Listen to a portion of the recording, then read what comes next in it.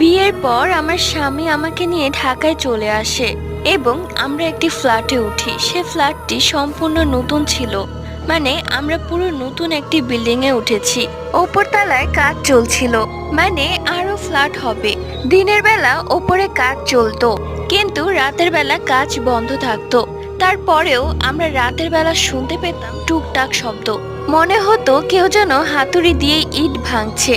রাত 1টা 2টা 3টা অবধি চলতো। তো একদিন আমার খুব ইচ্ছে হয় আমি গিয়ে দেখবো এত রাতে কে কাজ করে। তো সেই দিন আমি আমার স্বামীকেও বলে রেখেছিলাম, কেননা একা একা এত রাতে ছাদে যাওয়ার সাহস আমার নেই। তো সেই দিন এরকম টুকটাক শব্দ হচ্ছিল, তাই আমি আমার হাজবেন্ডকে ডাক দিয়ে বললাম, চলো গিয়ে দেখে আসি কারা কাজ করছে এত রাতে। যখন আমরা ছাদে যাই তখন আমরা কাউকে ছাদে দেখতে পাই না। হঠাৎই আমাদের চোখ যায় ছাদের একটি গাছের ওপর। দেখি সাদা একটি বিড়াল বসে মানুষের মতো হাসছে।